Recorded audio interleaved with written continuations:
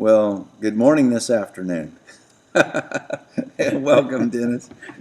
Thank you for having me, Pastor Irv. Hey, I'm doing my the Word of God through a crackpot, and I got another crackpot to join me. So, anyways, and we're doing it in the afternoon because in the morning we're going to be busy, and so you just have to pretend like this is morning, or when you look at this tomorrow morning, pretend like, well, you know what I mean. Okay. This morning we started.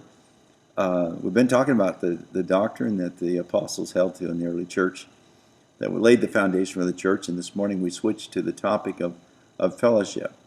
They continued steadfastly in the apostles' doctrine and fellowship and the breaking of bread and prayer. How important is fellowship, Dennis? Well, Scripture tells us, don't forsake ourselves with the assembly of others. And we always take that as going to church, but for me, fellowship is incredibly important. I have two types of fellowship. One is more challenging than the others. Okay. The first one is by easiest. That's when you're around some Christian believers. You might go out to eat. You might have a Bible study. You just might be at work with one another or playing golf with one another. And that kind of fellowship is an easy one to maintain. It's really not challenging. The one I find most challenging is when I'm with family of like belief. And that's because a lot of our friends don't know us quite as well as our family members do. And family members tend to look through a different prism at you. And so the challenge for me is to not get intimidated by family members. Oh man, I never would have guessed that. you seem pretty natural with around families. I'm gonna pull this around where it's more of you. I don't know what I'm doing wrong. There we go. Trying to get it set here. But anyways, as I said this morning, I was looking forward to this week because Dennis and Barb are with us for a few days, and I don't find anybody, Dennis, as easy to have fellowship with as you guys. Well, we thank you for that, and it's rewarding to have a fellowship where you can find a safe haven, if I could say that, and just kind of let God, what God has blessed you with, be shared with your family. Not only that, but be able to come alongside family members and just kind of, be an uplifter and get those glasses off and quit looking at family members through the prisms of judgment. Yeah. Well, I don't know if I told you or not, but what was it, 3 years ago that you went to the Philippines? Yes. And we went to the Philippines together on a mission trip with Poonla. And this last year I went, we're not going to be able to go this year because of COVID-19. I made a commitment to go as often as they want me in terms of years and as long as I can. And I'm disappointed I can't go this year. But last year, I don't know how many times Kip said, man, I miss the combination that we had last year because of all the laughter.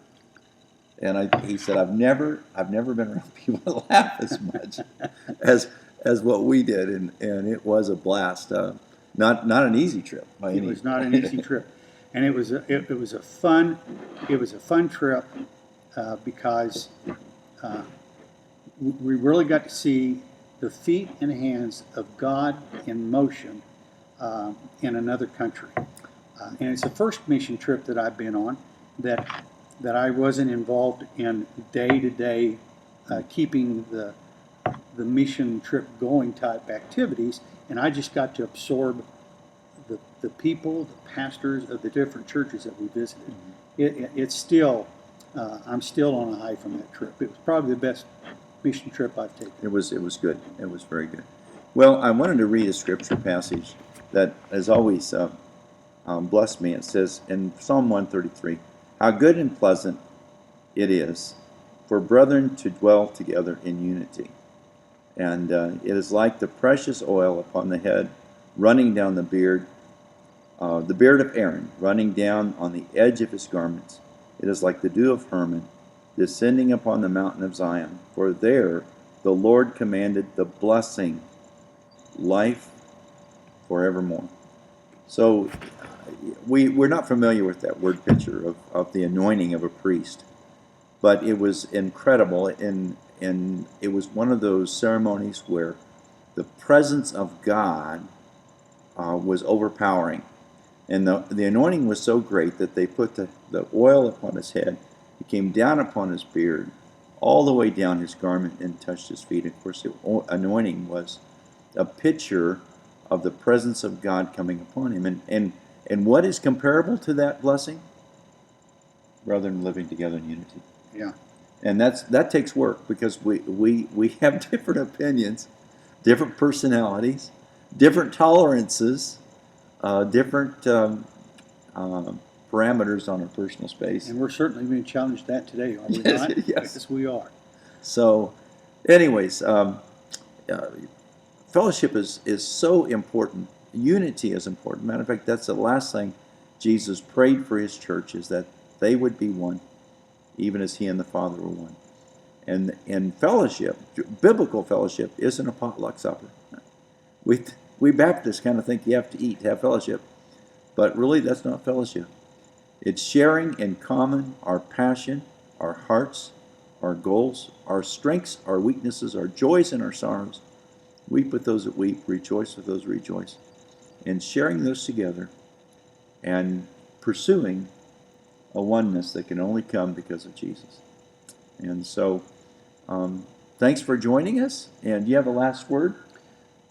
Well, just, even in today, when we have this separation because of this COVID, we can still be unified together in prayer and making phone calls to one another. Just Amen. When somebody comes across your heart, that's not a coincidence. God put that name on your heart for a purpose, and it's either for a prayer or to reach out and contact them, and that can keep you unified. Pastor. Yeah. Just so you know, we look like we're closer than 6 feet, but we're really not. So let's pray. Father, just thank you for the oneness of heart that we have, and thank you, God, for the tools you give us, that when we do run into a snag or a conflict, personality conflict or a difference of opinion, that you've given us the spiritual tools to work through and become stronger as one man. As iron sharpens iron, so one man sharpens another. Bless each of those that are listening to this today, and may we experience a deeper level of fellowship and unity in the days ahead. In Christ's name, amen. Amen. Thank you for joining me, and again, you may see this tomorrow, and that's great, but we recorded for the morning and the afternoon. Blessings.